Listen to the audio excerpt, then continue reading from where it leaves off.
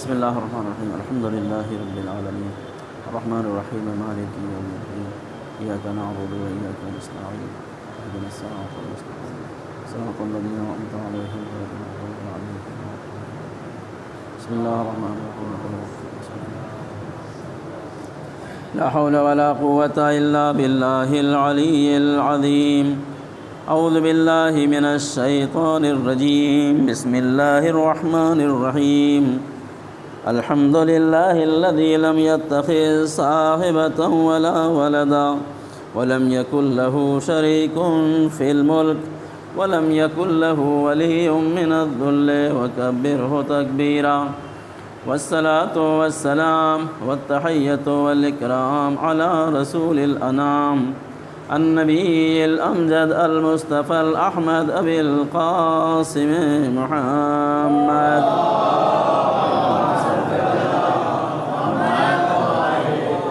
وعلى أهل بيته الطيبين الطاهرين المعصومين المظلومين ولعنة الدائمة الباقية على أعدائهم أجمعين من ليلنا هذا إلى يوم الدين. أما بعد، فقد قال الله سبحانه تبارك وتعالى في كتابه المبين وهو أصدق القائلين وقوله الحق.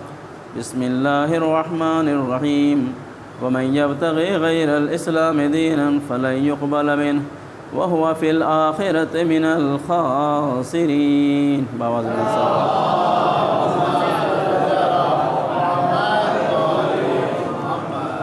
عزیزان گرامی قدر، خمسے کے سلسلے کی آج یہ آخری مجلس ہے. آپ حضرات کی خدمت میں جو بات اب تک عرض کی گئی وہ یہ ہے کہ ہر انسان کا پہلا فرض یہ ہے کہ وہ اپنے خدا کو پہچانے، اپنے منعم حقیقی کو پہچانے، اس لیے کہ معرفت حق، اللہ کی پہچان اور خدا کی معرفت انسان کے لیے اطاعت اور عبادت کا سرچشمہ ہوتی ہے. کہ جب خدا کو پہچانے گا نہیں تو اس کی عبادت کیسے کرے گا؟ جب خدا کو پہچانے گا نہیں تو اس کی اطاعت کیسے کرے گا؟ اور خدا ایک ایسی چیز ہے کہ جس کو انسان کہیں بھی ڈھونڈ سکتا ہے. میں نے ایڈریس بتایا آپ کو کہ اللہ اقرب من حبل الورید، ہماری رگ گردن سے زیادہ قریب ہے. اتنی قریب شے کو اگر ہم نہ پہچانیں تو اس میں ہماری واقعاً بدبختی ہے. انسان کو چاہیے، اسی لیے قرآن مجید میں بار بار غور و خوض اور توجہ کرنے کی تاکید کی گئی ہے. سوچئے، ہم لوگ سوچتے نہیں ہیں. جاتے ہیں، یہ پاس میں کھنڈالا ہے، لوناوالا ہے اور بہت سی چیزیں ہیں. جاتے ہیں، گھومتے ہیں پھرتے ہیں، اللہ نے ان کو پیسے دیے ہیں، جاتے ہیں اپنا ٹائم اسپینڈ کرتے ہیں وہاں کے اوپر، گھومتے پھرتے ہیں. دیکھیے دنیا کی ان تمام چیزوں کو دیکھیے اور دیکھنے والے تک پہنچنے کی کوشش کیجیے.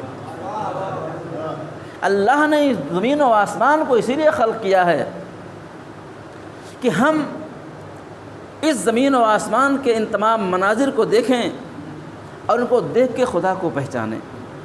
اے عزیز، اگر انسان خدا کو پہچاننا چاہتا ہے تو ہر جگہ اللہ کے جلوے ہیں، ہر جگہ خدا پہچانا جا سکتا ہے. ہمارے لیے پہچاننے کے لیے دنیا چاہیے. چوتھے امام زین العابدین علیہ السلام فرماتے ہیں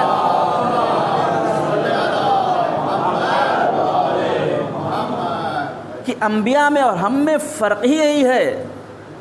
کوئی توجہ، انبیاء میں اور ہم میں یہی فرق ہے کہ انبیاء نے دنیا کو دیکھ کے خدا کو پہچانا، ہم نے خدا کو خدا کے ذریعے پہچانا. اس لیے کہ یہ انوار حقیقی وہ ہیں کہ جب تھے تو دنیا نہ تھی. انہوں نے ان کے سامنے کائنات کو خلق کیا گیا ہے، اسی لیے جب کچھ نہ تھا تو یہ تھے، لہذا انہوں نے خدا کو خدا کے ذریعے پہچانا. لہذا ہم خدا کو پہچانیں. ہم دیکھیں کہ دنیا میں ایک ایک تمام چیزیں جو تحولات ہیں کسی کے اختیار میں پیدائش ہے. کبھی غور ہوتے ہیں، بیٹھ کے سوچئے، ہم امبانی کے یہاں پیدا ہوئے ہوتے یار، کہاں پیدا ہو؟ غریب خاندان میں ملا ہو جائے گی، ہے کہ نہیں؟ ہم فلاں فیملی میں پیدا ہوتے، لیکن پیدائش کسی کے اختیار میں نہیں ہے. جہاں چاہتا ہے اللہ پیدا کرتا ہے۔ اب ہمیں چاہیے کہ ہم بیٹھ کے سوچیں اور 2 رکعت نماز شکرانہ ادا کریں، پالنے والے تم نے ہمیں ایسے خاندان میں پیدا کیا جہاں تیری معرفت کی گفتگو ہوتی ہے، ورنہ اللہ کہیں پیدا کیا ہوتا جا کے گھنٹی بجا رہے ہوتے۔ یہ مقام شکر ہے، مقام شکر ہے کہ اللہ نے ہم کو ایسی فیملی میں پیدا کیا۔ اچھا، اس مسلمانوں بھی شیعوں پیدا کیا، دیکھ یہ مقام شکر نہیں ہے؟ تو پیدائش کسی کے اختیار میں نہیں ہے، موت بھی کسی کے اختیار میں نہیں ہے۔ جا کے دیکھ لیا، قبرستان سامنے ہے، قبروں پر پتھر لگے ہوئے ہیں، قبر یہاں بنی ہوئی ہے، وطن کہاں ہے؟ ایک بچہ یو پی کے ایک آخری دیہات میں پیدا ہوتا ہے، پڑھتا ہے، تعلیم حاصل کرتا ہے، آگے بڑھتا ہے، کہاں جاتا ہے؟ امریکہ جاتا ہے۔ پیدا کہاں ہوا؟ یو پی میں، آخری گاؤں پیدا ہوا، قبر کہاں بنی؟ امریکہ میں بنی۔ تو کہاں مرے گا یہ بھی کسی کو نہیں پتہ۔ قرآن میں اللہ تعالیٰ نے ارشاد فرمایا ہے کہ بِأَيِّ أَرْضٍ تَمُوتُ لَا تَدْرِي نَفْسٌ مَاذَا تَكْسِبُ غَدًا، کسی کو نہیں پتہ کل وہ کیا حاصل کرے گا، کسی کو نہیں پتہ کل ناشتے میں کیا کھائے گا، بتا کسی کو؟ کسی کو نہیں پتہ کل کھانے میں کیا کھائے گا، ماذا تکسب، اور کسی کو نہیں پتہ کہ بِأَيِّ أَرْضٍ تَمُوتُ، اور کہاں مرے گا وہ، کسی کو پتہ نہیں ہے۔ جناب سلیمان کے دربار میں دربار لگا ہوا تھا، تو لوگ گفتگو کر رہے تھے، ایک آدمی ایک شخص کو بار بار گھور رہا تھا، جب اٹھ کے چلا گیا تو پوچھا یا سلیمان یا نبی اللہ یہ کون تھا؟ مجھے وحشت ہو رہی تھی گھورنے سے۔ کہنے لگے وہ ملک الموت تھے۔ وہ کون تھا؟ وہ ملک الموت تھے، مجھے گھور رہا تھا، لگتا ہے کہ مجھے تاڑ پکڑنے کے لیے۔ کیا ہے؟ یا نبی اللہ مجھے آپ ہندوستان بھیج دیجیے، مجھے آپ، جناب سلیمان کے پاس ایک بساط تھی، قالین تھی، اس پہ بیٹھ کے وہ، مجھے آپ انڈیا ہندوستان بھیج دیجیے۔ جناب سلیمان نے اس کو ہندوستان بھیج دیا۔ کچھ دیر بعد پھر ملک الموت کا آنا ہوا۔ کہا ملک الموت کیا ہے؟ تو ہمارے دربار میں آ کے اس کو بیچارے گھورے سے پریشان ہو گیا۔ کہنے لگا میں گھور اس لیے رہا تھا کہ اللہ نے حکم دیا ہے اس کی قبض روح کرنی ہے ہندوستان میں، یہاں کیا کر رہا ہے؟ اس کی روح ہندوستان میں قبض کرنی ہے، یہاں کیا کر رہا ہے بھائی؟ تو انسان کہاں مرے گا کچھ پتہ نہیں، نہ انسان کے ہاتھ میں زندگی ہے نہ انسان کے ہاتھ میں موت ہے۔ اگر اسی زندگی اور حیات کی کشمکش کو انسان سمجھ لائے تو خدا مل جاتا ہے، خدا میں۔ یاد رکھیے، میں عزیز ان 5 مجلسوں کے حوالے سے آپ سے پھر ریکویسٹ کرتا ہوں، بیٹھ کے غور کیجئے۔ تفکر ساعۃ افضل عبادت من 70 ساعہ، تھوڑی دیر بیٹھ کے اللہ کے بارے میں غور کرنا 70 گھنٹہ عبادت کرنے سے بہتر ہے، بہتر ہے۔ کیوں؟ اس لیے کہ اگر اللہ کو سمجھ کے عبادت کریں گے تو اس کا مزہ اور ہوگا، اور سجدے پہ سجدے کیے جائیں گے تو اس کا مزہ اور ہوگا۔ جنہوں نے اللہ کو پہچان کے، جنہوں نے خدا کو پہچان کے سجدے کیے ان کے سجدوں کی شان اور ہے، اور جنہوں نے خدا کو پہچان کے سجدہ نہیں کیا وہ ابلیس بھی ہو سکتا ہے۔ ہاں، لہذا اللہ کو پہچاننے کی کوشش کیجیے۔ ایک شخص تھا، ہائی وے پہ اپنی کار لے کے چلا جا رہا ہے۔ دیکھیں، ضروری نہیں ہے، بہت سے لوگ ہیں کہ بہت کچھ پڑھ لیا، علم بہت حاصل کر لیا، بڑا رتبہ حاصل کر لیا، لیکن خدا کو نہیں پہچان سکے، ہیں ایسے بہت سے لوگ ہیں۔ ایک شخص ہے، ہائی وے پہ اپنی گاڑی لے کے چلا جا رہا ہے فل اسپیڈ میں، جاتے جاتے وہ دیکھتا کیا ہے کہ اول ظہر ہے اور ایک چرواہا جس کی بھیڑیں جنگل میں چر رہی ہیں، یہ کیا کر رہا ہے؟ یہ نماز پڑھ رہا ہے۔ بس اس نے گاڑی کو بریک دیا، روکا گاڑی اور روک کے گیا اس کے پاس۔ جب وہ نماز سے فارغ ہوا تو سلام کیا، بہت خوشی بھائی دیکھ کے آپ کے۔ کہا میں آپ سے پوچھنا چاہتا ہوں کہ اس چڑھیل میدان میں جہاں بھیڑیں چر رہی ہیں آپ اول وقت نماز پڑھ رہے ہیں؟ پوری توجہ، نماز اول وقت پورا چیپٹر ہے، میں صرف آپ کو ایک، چونکہ اللہ کی معرفت کی گفتگو ہے، 2 باتیں سمجھاتا ہوں۔ آپ اول وقت نماز پڑھ رہے ہیں بھائی آپ گھر جا کے پڑھ لیتے شام کو، یہ دھوپ میں نماز پڑھ رہے ہیں۔ اس نے جواب دیا، دیکھیں ظاہر آدمی ہے، چرواہا ہے، کیا کہتا ہے؟ کہتا ہے صاحب میں تو کچھ نہیں جانتا، میں ایک چرواہا ہوں، میری کچھ بھیڑیں 10-50 بھیڑیں ہیں، یہ بھیڑیں ہیں، میں ان کی رکھوالی کرتا ہوں، انہیں دیکھ بھال کرتا ہوں، چارہ دیتا ہوں، چرانے کے لیے چراگاہ میں لے آتا ہوں، ان سے استفادہ کرتا ہوں، دودھ نکالتا ہوں، بیچ کے پیسے حاصل کرتا ہوں، میں ان کی خدمت کرتا ہوں اور ان سے خدمت بھی لیتا ہوں، میں جب انہیں بلاتا ہوں تو یہ چلی آتی ہیں، ہاں جب بلاتا ہوں تو یہ چلی آتی ہیں۔ وہ خدا تو مجھ سے کچھ بھی نہیں لیتا، سب کچھ مجھے دیتا ہے، جب وہ بلائے تو میں اگر نہیں جاؤں تو میں ان جانوروں سے بدتر ہوں۔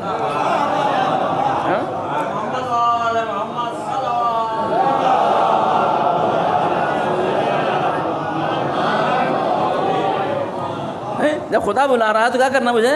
یہ بھیڑیں تو چلی آتی ہیں، جبکہ میں ان سے فائدہ اٹھاتا ہوں، بھیڑیں چلی آتی ہیں، اور جو خدا بلائے اور میں نہ جاؤں تو مجھ سے اچھے تو جانور ہو گئے بھائی، کہ اللہ مجھ سے کچھ لیتا بھی نہیں ہے، صبح سے شام تک ہزاروں نعمتیں دیتا ہے، پھر بھی بلاتا ہے، ہم بیٹھے ہیں۔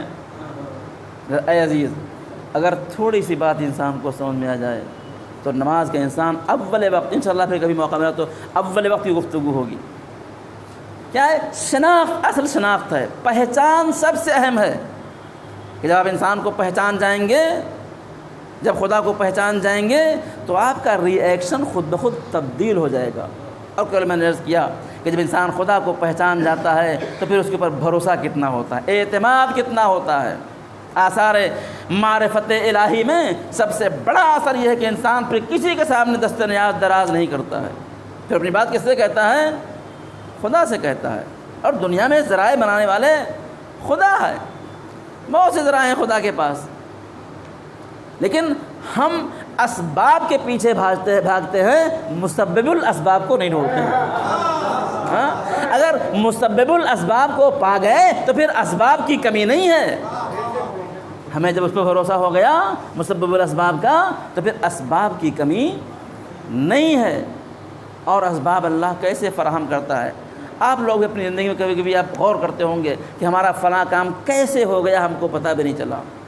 بڑے مسائل ہوتے ہیں، میرے خود اپنے ایسے مسئلے حل ہوئے، ٹھیک ہے، کہ ہم سوچ بھی نہیں سکتے تھے۔ اللہ تعالیٰ قرآن فرماتا ہے یرزق من یشاء بغیر من حیث لا یحتسب، اللہ تعالیٰ اس طرح سے دیتا ہے، اس جگہ سے عطا کرتا ہے جہاں سے انسان سوچ بھی نہیں سکتا ہے۔ اللہ اکبر۔ ہدا انسان کیا ہے؟ انسان خدا کی معرفت۔ دیکھیں یہ 3 اسٹیپ ہیں، خدا کی معرفت، پھر نبی کی معرفت، اور پھر امام کی معرفت۔ اور میں نے روایت نقل کی امام صلی اللہ علیہ وسلم کی، امام نے فرمایا کہ اللہ کی معرفت کیا ہے؟ اللہ کی معرفت یہ ہے کہ آپ اپنے زمانے کے امام کو پہچانیے۔ جو 1000 لوگ چلے تھے وہاں سے مکے سے، یہ سب امام حسین کے ساتھ تھے، لیکن اپنے امام زمانہ کو پہچانتے نہیں تھے۔ کربلا میں 3 امام ہیں نہیں، امام حسین ہیں، امام سجاد ہیں، اور 5ویں امام۔ امام زمانہ کون ہیں؟ امام حسین ہیں۔ کتنی اچھی بات ہے، ان لوگوں کی قسمتیں کتنی اچھی تھیں، اپنے امام زمانہ کو دیکھ رہے ہیں، ان کی باتوں کو سن رہے ہیں، ان کے پیچھے نماز پڑھ رہے ہیں۔ آج ہم کو ایک مولوی کے پیچھے نماز پڑھنا پڑتا ہے، 1000 بار سوچنا پڑتا ہے کہ کیسا ہے، صحیح ہے کہ غلط ہے، اوریجنل ہے کہ ڈپلیکیٹ ہے۔ ہر طرح کے بھائی بازار میں ہر طرح کے اویلیبل ہیں۔ جب امام موجود ہیں، امام زمانہ موجود ہوں، اللہ اکبر، پھر کیا کہنا ہے؟ ہم لوگ محروم ہیں۔ ماہ مبارک رمضان میں دعا پڑھتے ہیں نا، دعائے افتتاح کے آخری جملے، یقیناً آپ ہر سال دعائے افتتاح ضرور پڑھیے، امام زمانہ نے تاکید فرمائی ہے۔ اللہم انا نشکو الیک فقد نبینا، اے میرے معبود میں تجھ سے نبی کے چلے جانے کی شکایت کرتا ہوں، وغیبت ولینا، اور ہمارے ولی کے غائب ہو جانے کی شکایت کرتا ہوں۔ آج ہمارا سب سے بڑا غم یہ ہے کہ ہم ہیں لیکن ہمارے امام زمانہ ہمارے درمیان نہیں ہیں، لیکن پھر بھی اپنے امام زمانہ کو پہچاننا ضروری ہے۔ پہچانیے اپنے امام زمانہ کو۔ اور جب انسان خدا کو پہچان جاتا ہے، پوری توجہ، جب خدا کو پہچان جاتا ہے تو پھر اس کو کسی کے سامنے انسان پوری دنیا سے بے نیاز ہوتا ہے۔ ہمارے پاس خزانہ ہے، کن تو کنزن مخفیہ، میں تو کھلا ہوا چھپا ہوا خزانہ تھا، اور ہم نے اہل بیت کو بھیجا تاکہ وہ ہمیں پہچانوائیں۔ اللہ اکبر۔ ایک شخص ہے، کبھی کبھی ہوتا ہے ایسا انسان کو، رات میں لیٹا سونے کے لیے، آفس سے آ کے اپنا کھانا وانا کھا کے لیٹے، سوتے ہیں، لائٹ بجھا دی، کروٹ بدل لے، نیند نہیں آ رہی ہے، اس کروٹ اس کروٹ سو جائیں لیکن نیند نہیں آ رہی ہے، اٹھ کے بیٹھ گئے، کیا کرنا ہے، نیند کیوں نہیں آ رہی؟ کبھی کبھی انسان کو کچھ تکلیف ہو جاتی ہے، نکلے گھر سے باہر، گاڑی نکالی، نکل گئے ڈرائیونگ پہ، کہاں جا رہے کچھ پتہ نہیں، چونکہ نیند نہیں آ رہی ہے۔ راستے میں ایک مسجد دکھی، کسی مولوی کی بات ذہن میں گونجی کہ الا بذکر اللہ تطمئن القلوب، اللہ کے ذکر سے دلوں کو اطمینان حاصل ہوتا ہے، لاؤ 2 رکعت نماز پڑھ کے دیکھیں شاید نیند آ جائے۔ مسجد کھلی ہوئی تو گئے مسجد میں، وضو کر کے آئے تو دیکھا کونے میں ایک آدمی بیٹھا ہے، کہہ رہا ہے پالنے والے میری بیوی کا کل آپریشن ہے، 10,000 روپے کی ضرورت ہے، مجھے پیسے چاہیے۔ اوہ، ذہن میں یہ بات آئی کہ نیند اسی لیے نہیں آ رہی تھی، نیند اسی لیے اس کو 10,000 کی ضرورت ہے اور اللہ نے مجھے اس کی ضرورت کو پورا کرنے کا ذریعہ انتخاب کیا ہے۔ یاد رکھیے عزیزو، اگر اللہ نے آپ کو کسی نیکی کے لیے انتخاب کیا ہے تو سمجھ لیجیے آپ اللہ کے نزدیک بہت مرتبہ رکھتے ہیں، ورنہ نیکیاں بہت ساری ہیں، نیکیاں بہت ساری ہیں۔ جناب موسیٰ کے پاس شیطان آتا ہے اور کہتا ہے میں آپ کو 1003 نصیحتیں کلمے بتانا چاہتا ہوں۔ موسیٰ کا جو ہے سے ہم کو تمہاری نصیحت نہیں چاہیے، اللہ کی وہی ہوئی موسیٰ اس کی 1000 باتیں فراڈ ہیں، 3 باتیں صحیح ہیں، اسے پوچھو کیا باتیں ہیں، میں سب نقل کروں گا۔ اس نے کہا کہ اے موسیٰ جب تمہیں نیکی کرنے کا موقع ملے تو فاستبقوا الخیرات، نیکی میں جلدی کرو، اگر تم نے جلدی نہیں کی تو میں تمہیں پشیمان کر دوں گا، اس لیے کہ نیکی کوئی اور کر جائے گا، بعد میں ہاتھ ملتے رہ جاؤ کاش میں نے یہ کام کیا ہوتا۔ اس لیے قرآن کیا کہتا ہے، فاستبقوا الخیرات، جلدی کام شیطان کو ہوتا ہے لیکن نیکی میں جلدی کرنا یہ قرآن کی بات ہے۔ یہاں لگتا ہے کہ اللہ نے ہمیں اس کام کے لیے انتخاب کیا ہے، اس کو 10,000 کی ضرورت ہے، میں یہاں آ گیا، 2 رکعت نماز ہدیہ پڑھی مسجد کی، اس کے قریب گئے، بھائی یہ 10,000 روپے رکھو، اگر بات میری آپ تک پہنچ جائے 10,000 روپے رکھو، کیا اللہ تمہارا بھلا کرے، میں تو اللہ کی بارگاہ میں آیا تھا اور اللہ نے تم کو ذریعہ بنایا، تم واقعی نیک آدمی ہو، نیک بندے ہو کہ اللہ نے تمہیں ذریعہ بنایا اس نیکی کے لیے۔ 10,000 روپے دیے، پھر جیب سے ایک کارڈ نکالا، کون سا کارڈ؟ Visiting card. کہیے کیا ہے؟ کہا رکھو، اگر اور کی ضرورت ہوئی، اگر اور کی 10,000 تم کو ضرورت تھی نا، اگر اور ضرورت پڑے تو آپ یہ کارڈ ہمارا ہے، فون کر لیجیے گا، ایڈریس آ جائے گا، ہم دے دیں گے۔ اب سنیں گے جواب دیجیے، جواب سنیے، وہ کہتا ہے کہ یہ کارڈ کو آپ اپنے پاس رکھو، جس نے تجھے ہمارے پاس بھیجا ہے میرے پاس اس کا کارڈ ہے، ہاں جسے تجھے میرے پاس بھیجا ہے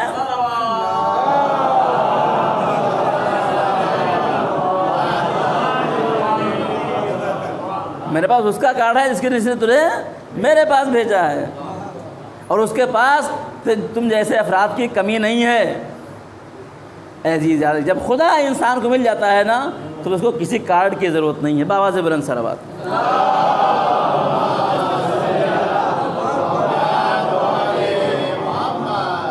تو آپ پہچانیں، خدا کو پہچانیں، اور خدا کو کس نے پہچانا؟ ایک روایت بہت مشہور ہے، بہت معروف روایت ہے، اے علی خدا کو میرے اور تمہارے علاوہ کسی نے نہیں پہچانا، اور مجھے تمہارے اور خدا کے علاوہ کسی نے نہیں پہچانا، اور تمہیں میرے اور خدا کے علاوہ کسی نے نہیں پہچانا۔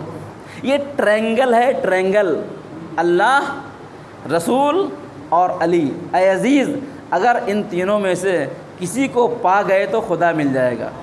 روایت سنیے، روایت کیا کہتی ہے؟ روایت کہتی ہے کہ جو علی کو دوست رکھے اس نے مجھے دوست رکھا، جس نے مجھے دوست رکھا اس نے خدا کو دوست رکھا، جس نے علی کو ناراض کیا اس نے مجھے ناراض کیا، جس نے مجھے ناراض کیا اس نے خدا کو۔ یاد رکھیے، یہ سلسلہ جا کے خدا پہ ختم ہوتا ہے۔ یہی وجہ ہے کہ جس نے علی کو پہچان لیا اس نے خدا کو پہچان لیا، اور یاد رکھیے آج علی کے فضائل کو چھپانے والے علی کے دشمن نہیں ہیں، خدا کے دشمن ہیں، ہاں خدا کے دشمن ہیں، اس لیے کہ وہ جانتے ہیں کہ اگر علی کو متعارف کر دیا لوگ علی کو پہچان گئے تو لوگ خدا تک پہنچ جائیں گے۔ ہاں اے عزیز، ہم خدا کو علی کو پہچانتے ہیں، ہم علی کو کتنا پہچانتے ہیں، ہم نے علی کو کتنا پہچانا۔ ایک روایت بہت مشہور، دیکھیے روایتیں پڑھی جاتی ہیں لیکن آپ ویو سے دیکھیے، میں آپ کو کہاں لے کے جا رہا ہوں۔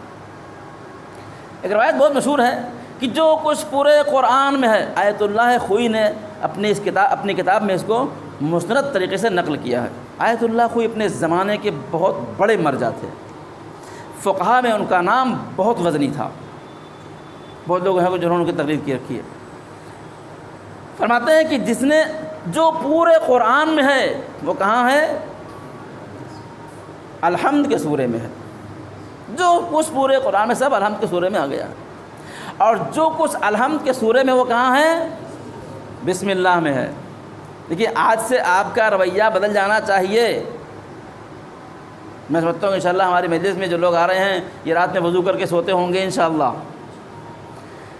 جو کچھ پورے قرآن میں سورہ الحمد میں ہے، جو الحمد ہے وہ کہاں ہے؟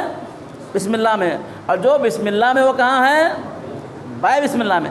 اور انا نقطۃ تحت البا، میں بائے بسم اللہ، مولا کیا فرماتے ہیں؟ میں اس بے کے نیچے کا نقطہ ہوں۔ اے عزیز ہم نعرے تو بہت لگاتے ہیں لیکن اے عزیز آج سمجھ لیجئے کہ اپنی زندگی کے ہر کام میں اگر ہم بسم اللہ کہہ رہے ہیں تو یہ بسم اللہ نہیں ہے، یہ یا علی کہہ کے اپنے کام کو شروع کر رہے ہیں۔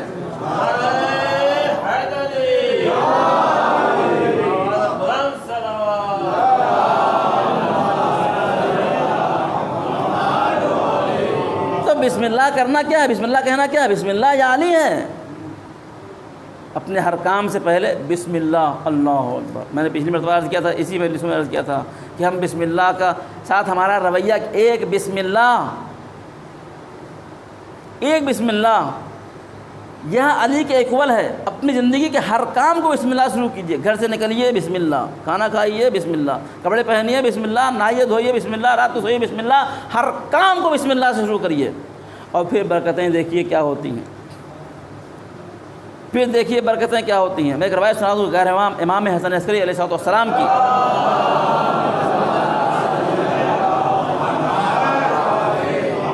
دیکھیں ایک ہوتا ہے اسم اعظم۔ اسم اعظم کیا ہے؟ اسم اعظم وہ چیز ہے کہ اگر کسی کو مل جائے تو پھر اس کو اسباب مادی کی ضرورت نہیں ہے۔ اگر ویزا نہیں مل رہا ہے عراق کا، نہیں، انڈینز کو خاص طور سے ویزا نہیں دے رہے ہیں، یہ بدماشی ہے۔ امریکہ کو ویزا ہے، کینیڈا کو ویزا ہے، آسٹریلیا کو ویزا ہے، انڈین پاکستانی کو ویزا نہیں ہے عراق کا، ٹھیک۔ اگر آج کل ویزا نہیں مل رہا ہے، کتنی خواہش ہے کہ اگر ہم گاتے کربلا تو آج اربعین میں کہاں ہوتے؟ کربلا ہوتے، لیکن ویزا نہیں مل رہا ہے۔ اگر آپ کو اسم اعظم آتا ہے نا تو آپ کو ویزے کی ضرورت نہیں ہے، پاسپورٹ کی بھی ضرورت نہیں ہے، ٹکٹ کی بھی ضرورت نہیں ہے۔ ممبرا میں بیٹھ کے خیال کریں گے کربلا میں ہوں اور کربلا میں ہوں۔ جس کو اسم اعظم معلوم ہے، آصف ابن برقیہ کو اسم اعظم کا تھوڑا سا حصہ معلوم تھا کہ آنکھ جھپکنے میں بلقیس کو میں تخت کے جناب سلیمان کے سامنے لا کے رکھ دیا۔ کیا تھا؟ علم من الکتاب۔ اسم اعظم سے تھوڑا سا علم تھا، پوری توجہ۔ اچھا، اہل بیت علیہ السلام کو بہت سی چیزیں بتانے کی اتھارٹی نہیں ہے، اجازت نہیں ہے، جیسے حروف مقطعات ہیں، کاف ہا یاسین الف لام را، یہ سب کوڈ ہیں۔ شب قدر کون سی ہے؟ شب 19 ہے، شب 21 ہے، شب 23 ہے، اس طرح سے اسم اعظم ہے، بتانے کی اجازت نہیں ہے۔ لیکن ہمارے اہل بیت نے ہم کو اشارے دیے ہیں۔ جیسے پہلے زمانے میں خط لکھتے تھے نا، خط لکھنے میں لکھتے آخر لکھتے تھے تھوڑا لکھا زیادہ سمجھنا ہے، تھوڑا لکھا زیادہ سمجھنا، ہم بتا رہے ہیں آپ سمجھ جائیے۔ یہاں بس شادیوں میں ہوتا ہے، جب بیٹھ کے ڈیل ہوتی ہے تو ہم کو جہیز نہیں چاہیے اور یہ نہیں وہ نہیں چاہیے، لیکن ہاں اب یہ ہم نہیں کہہ رہے، آپ سمجھ جائیے، ٹھیک ہے۔ تو اسی طریقے سے اہل بیت نے بہت سی باتیں بتائی ہیں لیکن ہم کہہ نہیں رہے، آپ سمجھ جائیے۔ تو اسم اعظم اگر کسی کو مل جائے تو اس کو ٹکٹ کی ضرورت نہیں، پاسپورٹ کی ضرورت نہیں، ویزے کی ضرورت نہیں، پلین کی ضرورت نہیں، ارادہ کرے گا وہ کربلا میں۔ اب سنیے امام کی روایت۔ امام فرماتے ہیں امام فرماتے 11ویں کی روایت ہے، امام فرماتے ہیں کہ بسم اللہ الرحمن الرحیم اسم اعظم سے اتنا ہی نزدیک ہے جتنا آنکھ کی سفیدی آنکھ کی سیاہی سے نزدیک ہے۔ اب کیا چاہیے بھائی؟ یعنی اگر آپ بسم اللہ کے ورد کو اپنی زبان پہ کر لیں تو آپ کو اسم اعظم مل جائے گا، آپ کہاں سے کیا کر سکتے ہیں۔ اے عزیز، میں کبھی کبھی کہتا ہوں وہ سے لوگوں کو جو قرآن نہیں پڑھتے ہیں، ہم اشعار پڑھتے ہیں، آپ کو بڑا مزہ آتا ہے کہ قرآن اہل بیت کا قصیدہ پڑھ رہا ہے۔ میں کہتا ہوں بسم اللہ اپنی زندگی کا جز بنا لو، یہ سوچ کے کہ بسم اللہ علی ہے۔ میں کہتا ہوں قرآن اس لیے پڑھو کہ قرآن اہل بیت کا قصیدہ ہے، کم سے کم یہ سوچ کے پڑھو۔ لیکن نہیں، ہم سنتے تو بہت ہیں لیکن دل و جان میں اترتا نہیں ہے ہمارے۔ جب یقین ہے، میں نے پہلی بار کیا تھا کہ ہماری مشکل یہ ہے کہ ہم شک کی زندگی جی رہے ہیں، سب کچھ مشکوک ہے، خدا کا وجود مشکوک ہے، امام کی روایتیں سب۔ جس دن یقین ہو جائے گا اس دن ہم اہل یقین ہو جائیں گے، خدا ہمارے دل و جان میں آ جائے گا۔ بابا سے بلند صلوات۔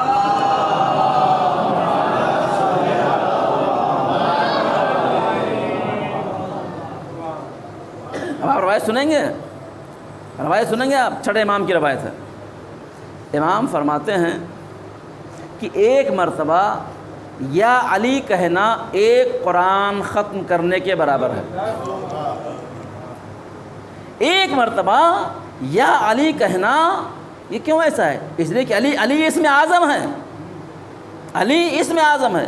ایک مرتبہ یا علی کہنا ایک قرآن ختم کرنے کے برابر ہے۔ میں نے دیکھا یہ روایت۔ اب آئیے ماہ مبارک رمضان میں پیغمبر اسلام فرماتے ہیں کہ قرآن کی ایک آیت پڑھنا ایک قرآن ختم کرنے کے برابر ہے۔ اے عزیز، اگر آپ تک میری بات پہنچ جائے، ماہ مبارک رمضان، اس کا ماہ رمضان ہے، بسم اللہ الرحمن الرحیم اقرأ، الحمدللہ رب العالمین اقرأ، الرحمن الرحیم اقرأ، مالک یوم الدین، یعنی ایک الحمد پڑھے تو آپ کو 7 قرآن کا ثواب ملے گا۔ جس نے ایک قرآن ختم کیا گویا اس نے 6000 سے زیادہ قرآن کو ختم کر لیا۔ لیکن یہ کیا ہے؟ یہ آفر صرف پہلی رمضان سے چاند نکلنے تک ہے، عید تک ہے، اس کے بعد پھر یہ آفر نہیں ہے۔ ایشیو، تم گھبراؤ نہیں، یہ آفر علی کے نام کا پورے سال ہے۔ جب چاہو یا علی کہو، ایک قرآن ختم کرنے کا ثواب حاصل کرو۔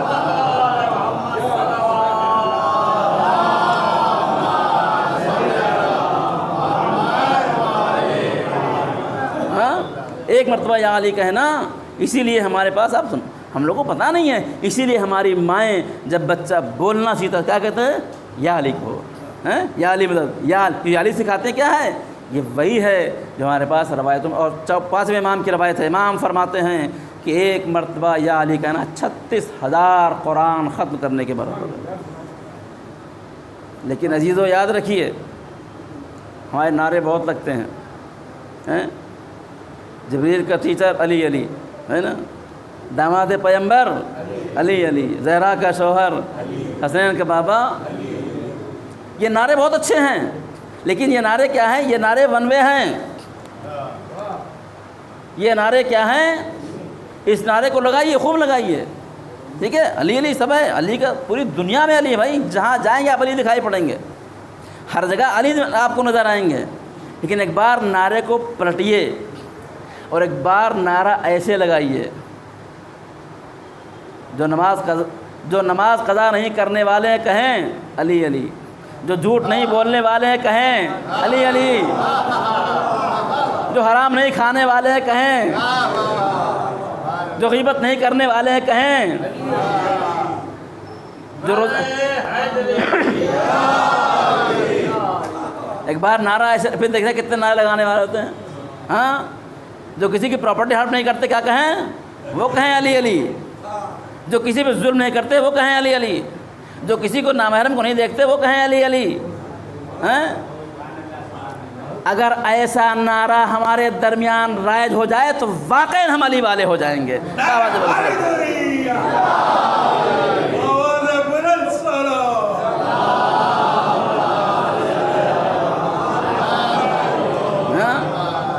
یہ لگائی نعرے، سچے بولیں علی علی، ایماندار بولیں علی علی، حلال کھانے والے بولیں علی علی، ہاں تب یہ ہوگا، یہ نعرہ ہوگا علوی، اس لیے کہ ہم نے اگر علی کو نہیں پہچانا تو خدا کو نہیں پہچانیں گے. علی کے ذریعے خدا تک پہنچیے. باتیں بہت ساری، کیا کروں، وقت کم ہے آج ہمارے پاس. تو جنہوں نے خدا کو پہچانا، جنہوں نے علی کو پہچانا، پڑھتے ہیں نا سبط جعفر صاحب مرحوم کا شعر، ٹھیک، کیا پڑھتے ہیں کہ جب میں نے کیا ہے علی کو بلایا، جب خدا کو بلایا علی آ گئے. کیا مطلب ہے اس کا؟ یہ ایک روایت ہے. ہم خدا کو بلاتے، کون آتا ہے؟ خدا نہیں آ سکتا، خدا اسباب فراہم کرتا ہے دنیا میں. یا علی مدد کہنے پر اللہ نے علی کو انتخاب کیا ہماری مدد کے لیے.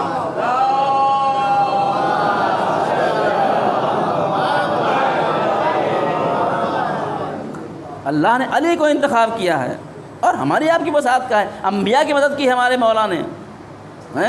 قصے بہت سارے مشہور ہیں، میں اس کو نقل نہیں کرنا چاہتا ہوں. تو علی وہ ہیں. اب کہنا یہ ہے کہ ہمارے پاس اتنا بڑا سرمایہ ہے. علی ہے کہ نہیں ہے؟ علی کس کے ہیں؟ علی دیکھیے ہمارے پاس کیا ہے، ہمارے پاس سب، میں نے کہا سب چیزیں مشکوک ہیں. روزانہ اذان ہوتی ہے اشہد ان امیر المومنین، اس کے بعد امام المتقین. اب امام المتقین ہو گئے، پھر کیا ہوا؟ پھر امام تو اس کے ہوئے جو متقی ہیں. اگر ہم متقین نہیں ہیں تو علی امام کس کے ہیں؟ اگر علی کو امام بنانا ہے تو پہلے متقی بننا ہوگا. متقی ہو گئے تو علی ہمارے امام ہوں گے.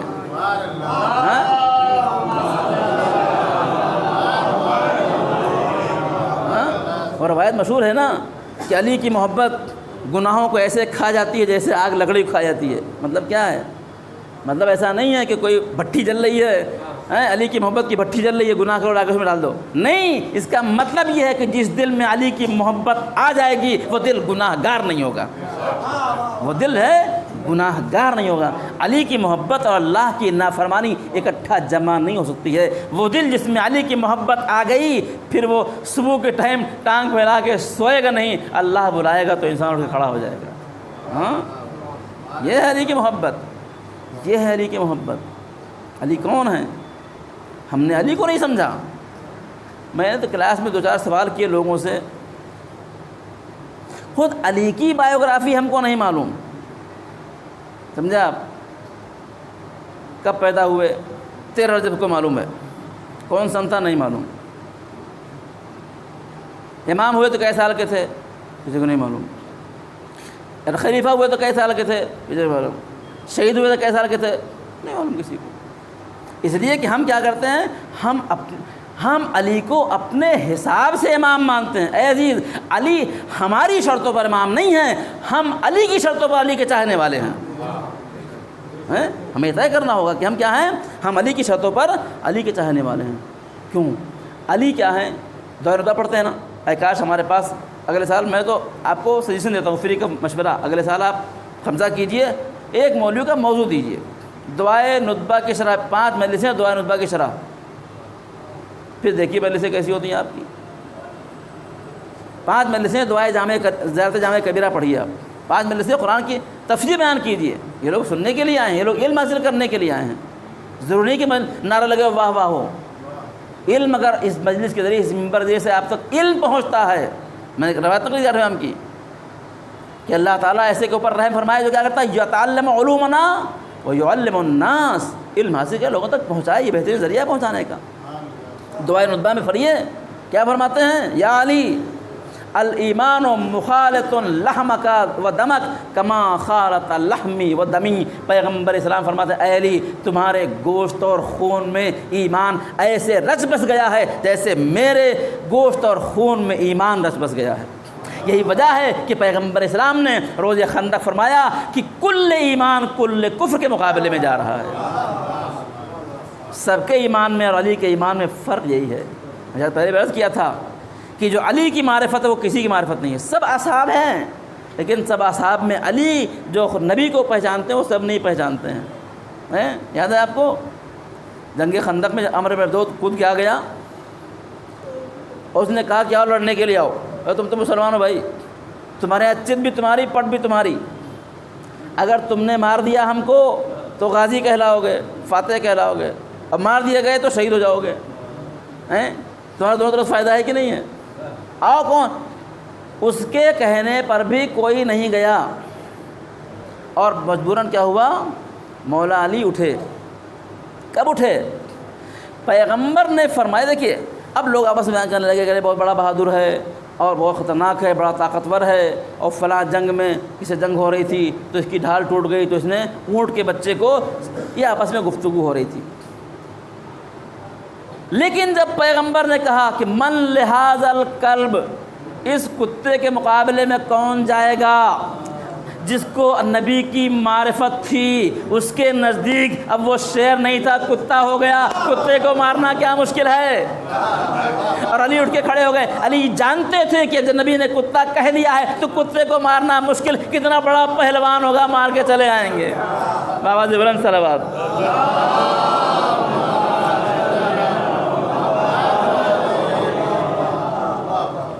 لہذا علی کو نبی کی جو معرفت تھی، نبی کی معرفت، اس لیے گئے اور مار کے سکون سے مار کے چلے آئے، ٹھیک ہے، وہ تفصیلات نہیں عرض کرنی ہے۔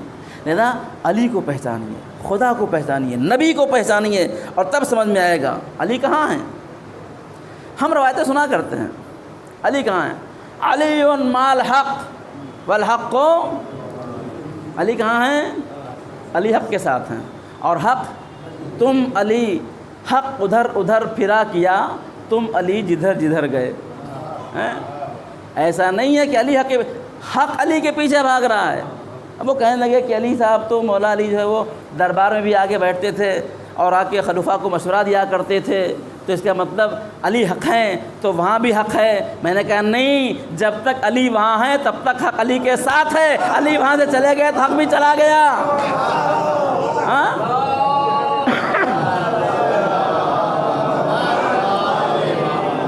اس لیے علی حق کے پیچھے نہیں ہے، حق علی کے پیچھے ہے۔ جب تک علی وہاں ہے حق ہے، جب علی چلے گئے تو حق بھی، ہاں یہ نہ سمجھیے کہ وہاں چلے گئے علی تو وہ حق نہیں ہوئے، اگر علی چلے گئے تو حق چلا گیا وہاں سے۔ ہاں یہی تو ہے نا، حق علی کہاں ہیں؟ علی حق کے ساتھ ہیں اور حق علی کے ساتھ ہیں۔ اگلی روایت، بہت سی روایتیں ہیں، علی مع القرآن والقرآن مع علی، اور سب آپ کو یاد ہے الحمدللہ مجلسوں کے فیض سے، علی قرآن کے ساتھ ہیں اور قرآن، اے عزیز یہ روایتیں ہم نے کتنی مرتبہ سنی، لیکن یہ روایتیں ہمارے دل و جان میں کب اتریں گی؟ علی حق کے ساتھ ہیں، آپ کس کے ساتھ ہیں؟ علی قرآن کے ساتھ ہیں، آپ کس کے؟ اگر کل کو سماج میں کوئی حق کی بات آئی اور آپ نے حق بات نہیں کہی تو سمجھ لیجئے آپ علی کے ساتھ نہیں ہیں۔ اگر کل کو ہم قرآن کو نہیں پڑھتے ہیں، قرآن نہیں پڑھتے ہیں، تو ہم قرآن کے ساتھ نہیں، علی کے ساتھ نہیں ہیں۔ اگر آپ کو علی کے ساتھ رہنا ہے تو کوئی بھی ہو حق بولنا ہوگا، قرآن کی تلاوت کرنے کی، اس پر عمل کرنا ہوگا۔ بابا سے بلند صلوات۔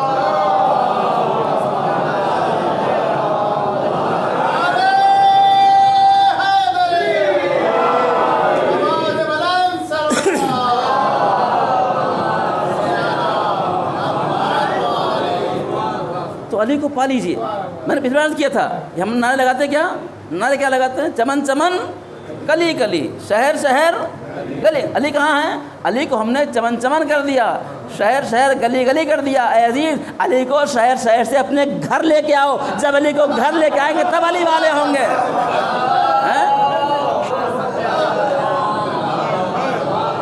علی ہمارے گھر کب آئیں گے بھائی؟ علی کب گھر آئیں گے؟ نہیں لاتے ہیں، ڈرتے ہیں۔ علی کو گھر لائے تو سچ بولنا پڑے گا، علی کو گھر لائے تو جھوٹ سے دوری کرنی پڑے گی، علی کو گھر لائے تو نماز پڑھنے پڑے گا۔ بابا سے بلند صلوات۔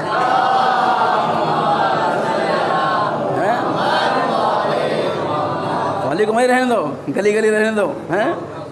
عزیز، علی کو گھر لے کے آئیے، علی کو دل و جان میں اتاریے۔ قسم خدا کی، جس نے علی کو پا لیا، خدا کی بات تو بہت دور کی ہے، جس نے علی کو پا لیا وہ فرشتوں سے کئی ہاتھ آگے نکل گیا۔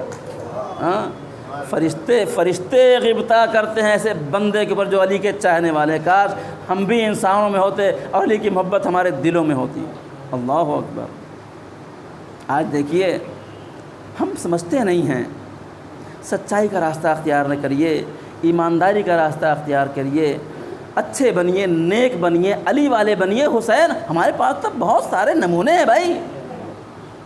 اللہ اکبر۔ ابھی کچھ دن پہلے سوشل میڈیا پر ایک خبر آئی، دلیپ کمار صاحب کا انتقال ہو گیا ہے نا، دیکھا آپ نے؟ اور بہت سے لوگوں نے میں نے دیکھا وہاں کے اوپر انا للہ و انا الیہ راجعون، ٹھیک ہے مرنے میں کسی کو مرنا بھائی سب کو مرنا ہے ایک دن، اور بہت سے ان کے لیے الفاظ استعمال کیے گئے۔ تو میں بیٹھ کے سوچا یہ کون انسان ہے بھائی، مسلمان تھے وہ، لوگوں نے ان سے اظہار ہمدردی کی، انا للہ کا، بعض لوگوں نے تعسف کیا۔ میں سوچا کہ کیوں؟ اس لیے کہ یہ شخص کون تھا؟ یہ شخص ایکٹر تھا، اچھے کاموں کی پوری توجہ سے میری بات آپ تک پہنچ جائے، اچھے کاموں کی ایکٹنگ کرتا تھا اور ایکٹنگ کر کے پیسے لیتا تھا، ٹھیک ہے، فلموں میں ایکٹنگ کرتا تھا، اچھے کاموں کی اچھی ایکٹنگ کر کے پیسے لیتا تھا۔ تو آج لوگ اس کے لیے اتنا متاثر ہیں۔ اے عزیز، جب اچھی ایکٹنگ کرنے والوں کے لیے آپ کے دل اتنے پگھلتے ہیں، اگر آپ اچھے بن جائیں گے تو آپ کے لیے لوگ کیسے ہو جائیں گے؟ ہاں کبھی سوچا آپ نے؟ وہ تو ایکٹنگ تھی بھائی، وہ تو ایکٹنگ کرتے تھے۔ جب ایکٹنگ پہ یہ رد عمل ہے تو حقیقت میں اگر انسان اچھا ہو جائے تو لوگ آپ کے لیے، یہ وہم ہے کہ آج کل ایمانداری کا زمانہ نہیں ہے، یاد رکھیے زمانہ ایمانداری کا ہے، لوگ بے ایمان ہو گئے ہیں، زمانہ ایمانداری کا ہے۔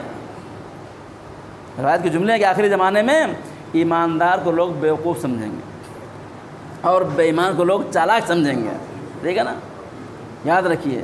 اور کبھی کبھی ایکٹنگ بھی بڑے کام کی ہوتی ہے، بابا سے بلند صلوات۔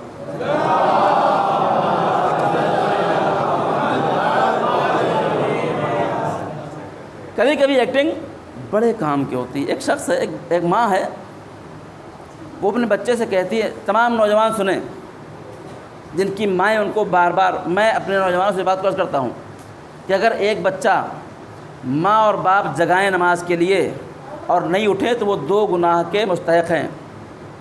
ایک تو نماز نہیں پڑھی، دوسرے والدین کی نافرمانی کری، سمجھے آپ؟ بعض بچے ہیں جگانے پر بھی سو جاتے ہیں، نہیں اٹھتے ہیں۔ بچہ ہے، ماں اس سے کہتی ہے بیٹا نماز پڑھا کرو۔ مائیں جو ہیں وہ ان کو اپنے بچوں کی بڑی فکر ہوتی ہے، سمجھے آپ؟ اب سنیے والدین کے لیے، بیچ میں عرض کر دوں آپ کو، ایک مولوی کے پاس ایک عورت آئی، بولی مولانا صبح صبح بچوں کو نماز کے لیے جگاتے ہیں، بچے اٹھتے نہیں ہیں۔ سب کے گھر کا صحیح ہے کہ بچوں کو اٹھاتے ہیں، بچے نماز کے لیے اٹھائے، کوئی دعا بتائے، کوئی بتائے۔ اچھا مشکل کیا ہے؟ مشکل یہ ہے کہ ہر چیز کے لیے مولوی کے پاس دعا ہونی چاہیے۔ ہاں اب بچہ نہیں اٹھتا، مولوی کیا کرے گا؟ میں بولا کوئی دعا بتائیے، بچہ سے اٹھ کے نماز پڑھ لیا کرے، میں وہ تکلیف ہوتی ہے۔ تو مولوی نے کہا کہ اگر آپ کے گھر میں آگ لگ جائے، اللہ اکبر، آپ کے گھر میں آگ لگ جائے اور بچہ آپ کے گھر میں ہو تو آپ کیا کریں گے؟ ارے مولانا اسی کے اٹھا کے بیٹا کھڑا کر دیں، بھاگ جائیں گے؟ کہنے بس سمجھ لو اگر نماز کا وقت ہو گیا ہے تو آگ جل گئی ہے، اپنے بچے کو جیسے ہو سکے اٹھاؤ اور اس جلتی ہوئی آگ کو بجھاؤ تاکہ بچے جہنم نہ جائیں۔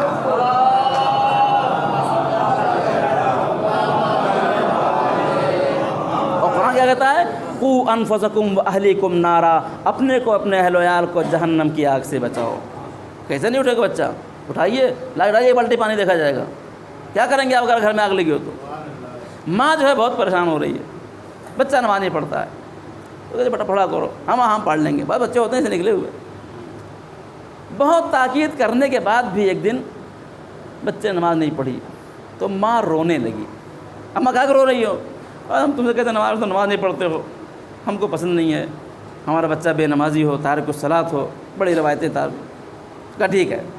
وہ گیا جا کے ہاتھوں دھلا اور آ کے اس نے اللہ اکبر، وضو بھی ایسے ہی کیا اور نماز بھی ایسے ہی پڑھا اس نے۔ اماں نے دیکھا ارے بچہ میرا نماز پڑھنے لگا، بہت طبیعت خوش کی، بہت دعائیں دی اس کی، سمجھے آپ؟ دوپہر کے پڑھی، شام کی پڑھی، رات میں سو گئے۔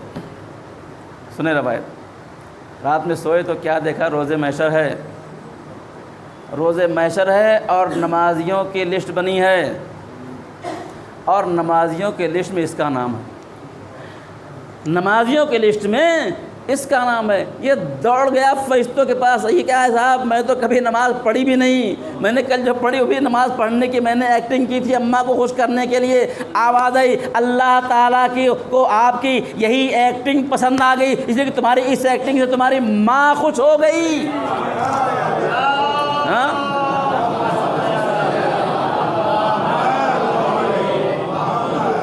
تمہاری اس نماز کی ایکٹنگ سے تمہاری ماں خوش ہو گئی، جس ایکٹنگ سے ماں خوش ہو جائے، اللہ اس سے راضی ہو جائے، تو بچہ اگر نیک ہو جائے تو اللہ کتنا راضی ہوگا۔ یہ کہاں سیکھیں گے ہم؟ یاد رکھیے عزیزان گرامی قدر، بس آپ کی مجلس تمام۔ ہمیں کیا ہے؟ ہمیں چاہیے کہ علی کو پہچانیں۔ ہم علی کے حق کو ادا کر رہے ہیں، اصلاً ہم نے علی کے حق کو ادا نہیں کیا۔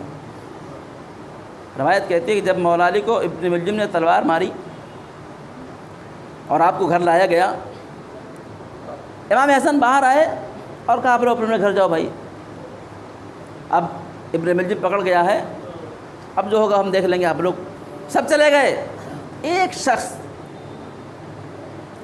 نہیں گیا جس کا نام ہے اسبغ ابن نباتہ۔ اسبغ ابن نباتہ اس شخص کا نام ہے کہ جو جناب فاطمہ کے نماز جنازہ اور تدفین میں شریک ہونے والوں میں سے ایک ہیں۔ 7 یا 8 لوگ تھے، ان میں سے ایک اسبغ ابن نباتہ۔ امام حسن باہر آئے، دیکھا بیٹھے ہوئے ہیں، کہا اسبغ تمہارے امام نے فرمایا چلے جاؤ، تم گئے نہیں؟ کہا آقا ایک بار مولا سے ملنا چاہتا ہوں، اور امام سے ایک روایت سننا چاہتا ہوں۔ میں اس روایت کو بالخصوص آپ کے لیے اس لیے نقل کر رہا ہوں کہ امام کی آخری روایت ہے یہ۔ ہمارے ائمہ کی آخری روایت دیکھیے، چھٹے امام کی آخری روایت سن سکیں گے آپ؟ چھٹے امام کی آخری روایت کیا ہے؟ تفصیل بہت ہے۔ امام نے اپنے اصحاب کو جمع کیا، اپنے اجزاء اقربا گھر والوں کو جمع کیا اور فرمایا اللہ اکبر، ایک جملہ کہ جو نماز کو ہلکے میں لے وہ ہماری شفاعت سے محروم ہے۔ نہیں پڑھنے کی بات نہیں ہے، جو نماز کو ہلکے میں لے، ایزی لے۔ اسبغ نے کہا میں مولا سے ملاقات کرنا چاہتا ہوں۔ امام گھر میں گئے، بلایا، امام نے اجازت دی۔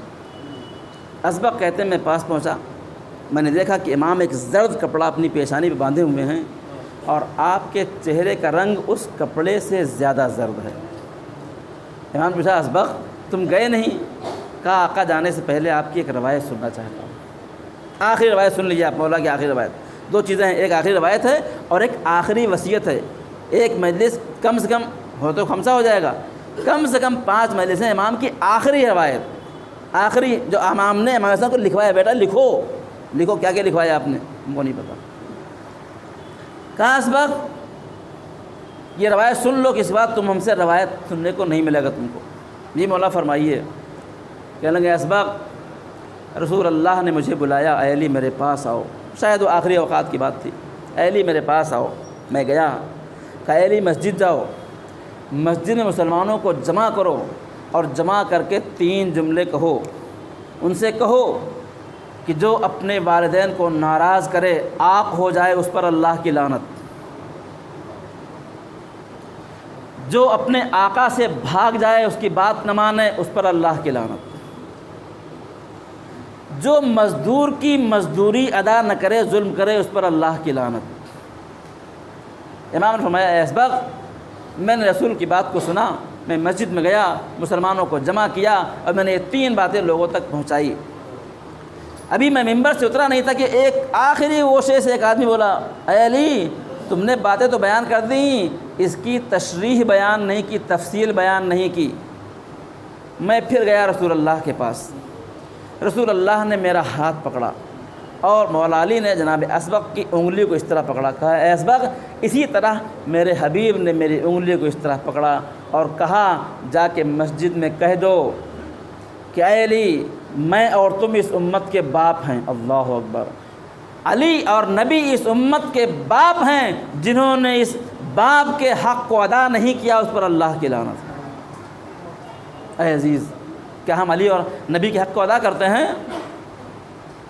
پھر فرمایا جا کہہ دو ہم اس علی اور نبی اس امت کے آقا ہیں، جو اس آقا سے گریز کرے بھاگے اس پر اللہ کی لعنت ہے۔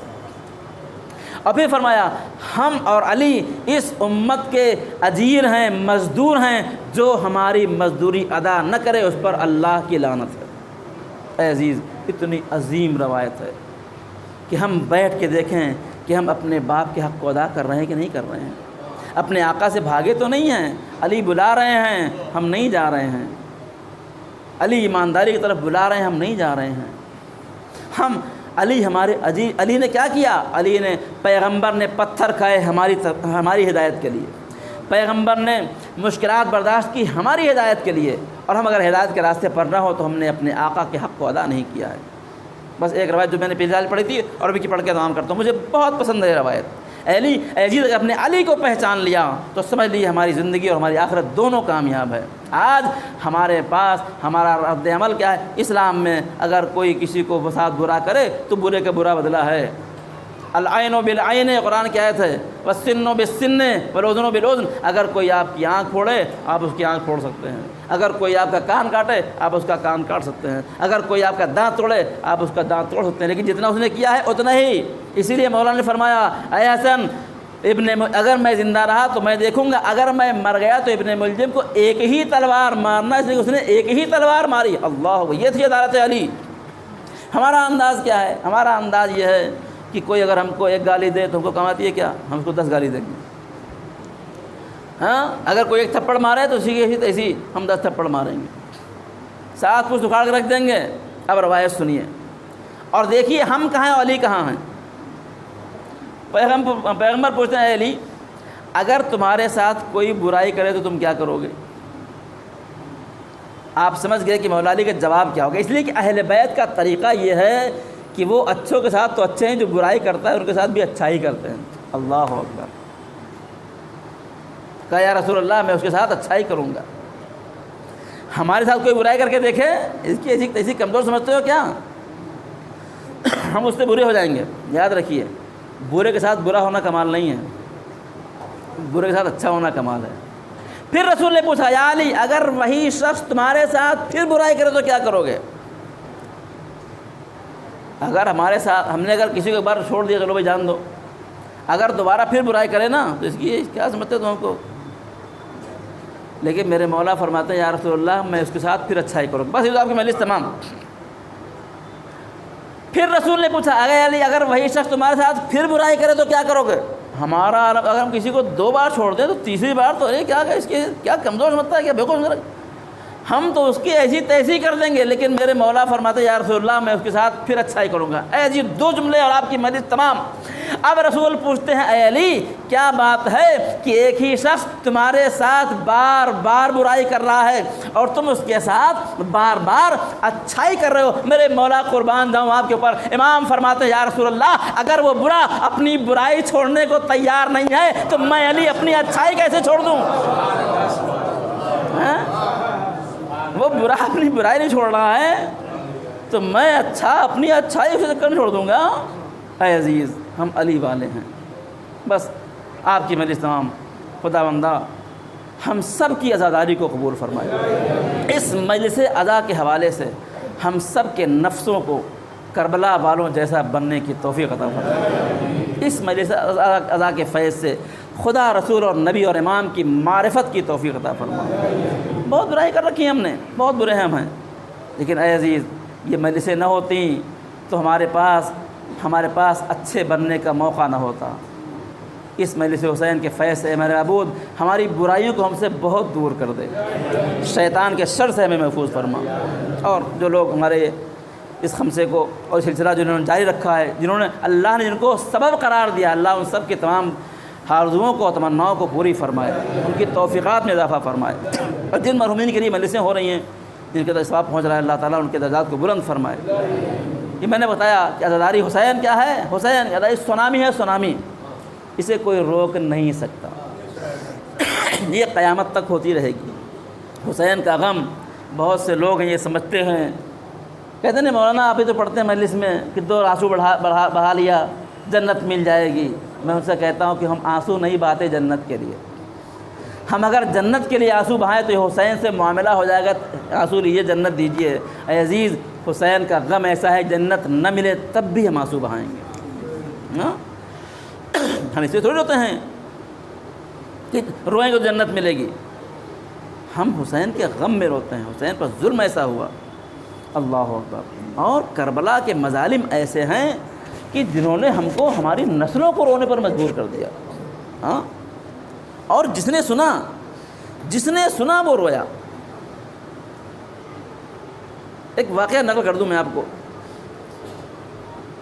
ایران میں سارے شیعہ جانتے ہیں آپ، اکثریت وہاں پہ شیعہ ہے. ایک نوجوان بزنس کے لیے، آج سے علامہ صاحب جامع الدرر نے اس واقعے کو لکھا ہے، آج سے 50 سال پہلے کی بات ہے جب اتنی ٹیکنالوجی نہیں تھی. وہ ایران سے رشیا گیا بزنس کے لیے، اور رشیا میں اس ٹائم کمیونسٹ کا جو ہے وہ پاور تھا، اور وہاں اظہار مذہب، خاطر مسلمانوں کو اپنے مذہب کا ظاہر کرنے کی اجازت نہیں تھی. گیا بزنس کے لیے وہاں کے اوپر، اس نے اپنا کاروبار پھیلایا، الحمدللہ اس کا کاروبار چل گیا، اچھا ہو گیا. ایک دن جہاں وہ رہتا تھا، بازو کے گھر میں ایک لڑکی رہتی تھی، اس کی آنکھیں چار ہوئیں. اس نے دیکھا اس کے اوپر فریفتہ ہو گیا. شیعہ تھا. اگلے دن وہ گیا، اچھا چونکہ پڑوسی تھے، ایک دوسرے کے اظہار مذہب کی اجازت نہیں تھی، لیکن ایک دوسرے مذہب کو جانتے تھے. کھٹکا کیا، باپ نے کہا جی، بولا میں آپ کی بیٹی شادی کرنا چاہتا ہوں. اس نے دیکھا کہ بھائی آدمی پیسہ کمانے والا ہے، ٹھیک ٹھاک ہے، کاروبار اچھا چل رہا ہے اس کا. کہا ٹھیک، کوئی بات نہیں ہے، شرط ایک ہے. کہا شرط کیا ہے؟ کہا شرط یہ ہے کہ تم عیسائی ہو جاؤ تو ہم شادی کر دیں گے. پیغمبر کی روایت ہے کہ قتل حسین کی ایک حرارت ہے مومن کے دل میں جو کبھی ٹھنڈی نہیں ہوتی، کبھی ٹھنڈی نہیں ہوتی. کہا ٹھیک ہے، ہم آپ کو بتائیں گے. آگے گھر، اب رات بھر پسو پیش میں، ایک طرف عشق ہے، ایک طرف دین ہے. دین کو قربان کریں کہ عشق کو قربان کریں؟ رات بھر اسی پسو پیش میں صبح ہوئی تو عشق غالب آ گیا، دین مغلوب ہو گیا. گئے سرنڈر ہو گئے، ہم اپنا مذہب چینج کرتے ہیں، عیسائی ہو جائیں گے.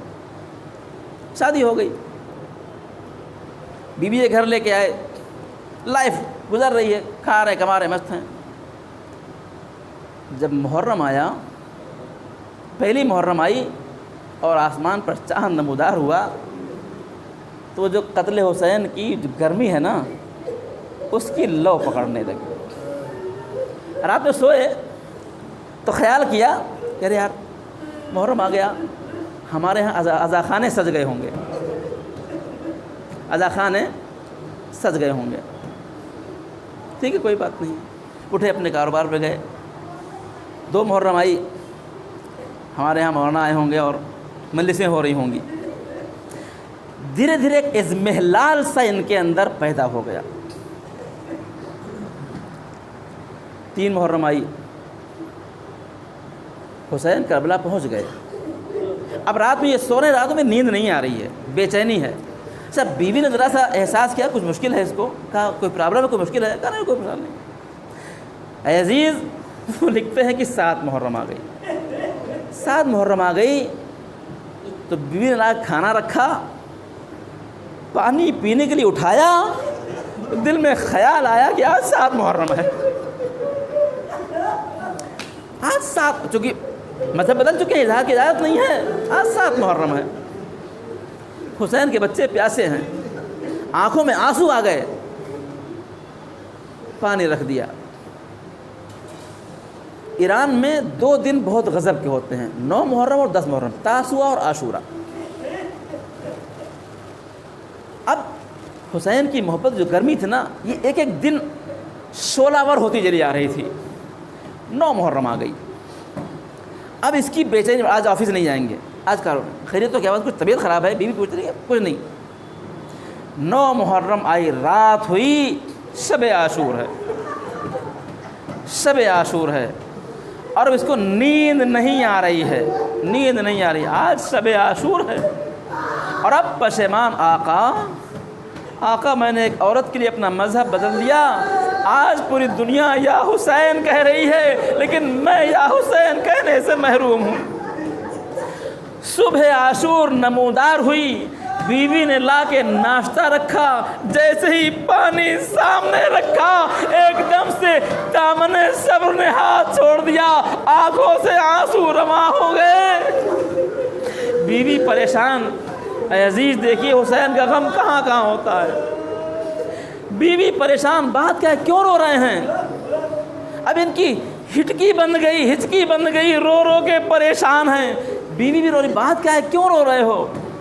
جب بہت زیادہ بے چینی بڑھی تو یہ شخص کہتا کہ میں تمہاری محبت میں نے مذہب تبدیل کر دیا، لیکن آج ہمارے ہاں محرم کی 10 تاریخ ہے۔ اب عزیزو دیکھیے، رشیا ہے، رشیا کا ایک چھوٹا سا گھر ہے، ایک شخص کربلا کے مصائب کو سنانے والا ہے اور ایک عیسائی عورت کربلا کے مصائب کو سننے والی ہے۔ ارے 10 محرم کا دن ہے، اس نے کچھ کھایا پیا نہیں، آنکھوں سے آنسو رواں ہے، میرے آقا حسین کربلا میں 10 محرم کا دن تھا، 3 دن کے بھوکے پیاسے تھے، اصحاب اس طرح شہید ہوئے، اعزاء اس طرح شہید ہوئے۔ جب اصغر کی باری آئی کہ اصغر کو لوگوں نے 2 قطرے آب نہ دیا اور تیر حرملا سے اصغر شہید ہو گیا، تو وہ عورت سر و سینہ پیٹ لیتی ہے، ارے کہتی ہے تم نے کس کا نام لے لیا، میرا کلیجہ پھٹا جاتا ہے۔ اجرکم اللہ، اجرکم اللہ، میرا کلیجہ پھٹا جاتا ہے۔ جب سکینہ کی بات آئی، جب اس نے کہا کہ میرے آقا جب کربلا میں آخری رخصت کے لیے آئے تو ایک چھوٹی بچی سکینہ تھی جسے زینب کے حوالے کیا، تو پوچھتی ہے کہ سکینہ کا کیا ہوا؟ ارے یہ سننا تھا کہ آنکھوں سے آنسو رواں ہو گئے، بس اتنا کہا کہ سکینہ کربلا سے کوفہ سے شام تک اس نے اتنے مظالم برداشت کیے کہ شام کے زندان میں سکینہ نے دم توڑ دیا۔ اجرکم اللہ، بس 2 جملے اس نے کہے۔ ارے شام کے زندان میں ایک رات جب سکینہ نے اپنے بابا کو خواب میں دیکھا تو بجائے اس کے کہ بیوی کو، یتیم بچی کو اس کو دلاسا دیا جاتا، ارے باپ کا سر لا کے پیش کر دیا گیا۔ وہ کہتے ارے وہ کیسے ظالم تھے کہ یتیمہ کو دلاسا دینے کے بجائے باپ کا سر دیتے۔ وہ کہتا ہے کہ ایک مرتبہ بچی روتے روتے دم نکل جاتا ہے، زینب آگے بڑھی، حسین کا سر لیا، بچی کے سر کو جدا کیا تو سر ایک طرف لڑک گیا۔ زینب کہتی انا للہ و انا الیہ راجعون۔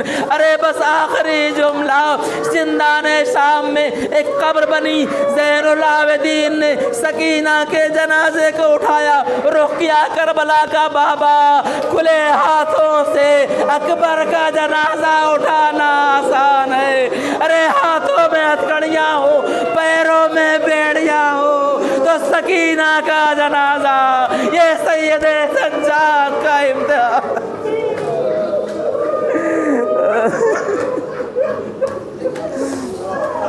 فسيعلم الذين ظلموا أي منقلب ينقلبون ألا لعنة الله على القوم الظالمين۔ خدا بندہ ہماری اس بات کو قبول فرما، ہمیں نیک اعمال انجام دینے کی توفیق عطا فرما، ان مجالس کے فیض سے ہمارے نفسوں کی اصلاح کی توفیق عطا فرما، نماز روزے و دینداری کی توفیق عطا فرما۔ خدا بندہ ہماری نسلوں کو دیندار اور عزادار بننے کی توفیق عطا فرما۔ خدا بندہ ہماری برائیوں کو ہم سے دور فرما، ہمارے اعمال سے ہمارے امام کے قلب کو راضی خشنود فرما، امام زمانہ کے ظہور میں تاجیر فرما۔ آپ حضرات سے التماس ہے کہ جو لوگ فرشیدہ پہ تشریف فرما ہیں، جو مجلس میں ہیں، ان سب کے مرحومین کے لیے اور خاص طور سے شہناز رضا بنت عبداللہ اور مہدی رضا ابن محمد رفیع کے لیے سورہ فاتحہ بآواز بلند ساتھ پڑھیں۔ اللہم صلی علی محمد